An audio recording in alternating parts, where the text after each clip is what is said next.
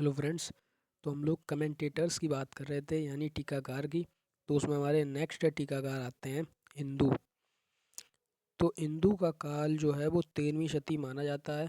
इनका जो निवास है वो कश्मीर माना जाता है और इन्होंने अष्टांग हृदय पर शशि लेखा नाम की टीका लिखी है। ठीक है। और इन्होंने अष्टांग हृदय पर भी टीका लिखी है लेकिन उसका नाम जो है वो ज्ञात नहीं है। और इनकी जो अष्टांग संग्रह पर टीका है उसका नाम है शशि लेखा। ठीक है। फिर उसके बाद में नेक्स्ट आचार्य आते हैं निश्चलकर। तो निश्चलकर का काल भी 13वीं शती माना जाता है और ये इनके गुरु का नाम माना जाता है विजय रक्षित। उनके सहपाठी का नाम माना जाता है श्रीकंठ दत्त और इन्होंने चक्रदत्त पर रत्न प्रभा नाम का टीका लिखी है।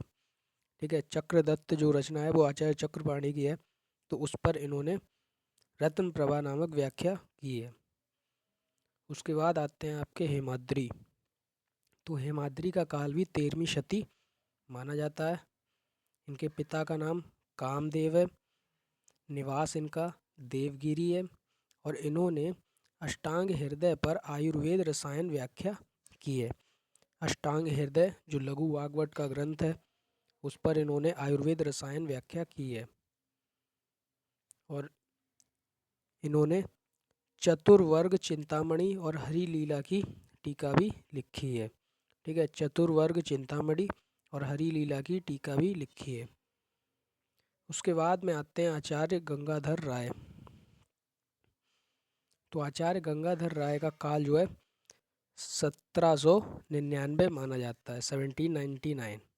इनके पिता का नाम भवानी प्रसाद राय था और ये जैसोर जिला बंगाल के रहने वाले थे और 21 वर्ष की उम्र में इन्होंने चिकित्सा कार्य प्रारंभ कर दिया था और इनके शिष्यों की परंपरा बहुत लंबी रही, यानी कि इन्होंने बहुत ज़्यादा शिष्यों को ज्ञान दिया, जिसमें से जो हाराण चंद्र चक्रवर्ती हैं वो भी इनके शिष्य हुए। और इनका जो ग्रंथ लेखन है, इन्होंने कुल 76 ग्रंथों का निर्माण किया। इन्होंने कुल 76 ग्रंथों का निर्माण किया, 76 ग्रंथ बनाए। और इन्होंने चरक संहिता पर जल्प कल्पतरु टीका लिखी। ठीक है। जो चरक संहिता है उस पर जल्प कल्पतरु टीका लिखी। 1855 ईस्वी में इनका देहावसान हो गया, यानी 1855 ईस्वी में इनकी मृत्यु हो गई। अब आपके नेक्स्ट आचार्य आते हैं हाराण चंद्र चक्रवर्ती। तो इनका जो जन्म है वो बकलिया गांव में पवना जिला में हुआ था।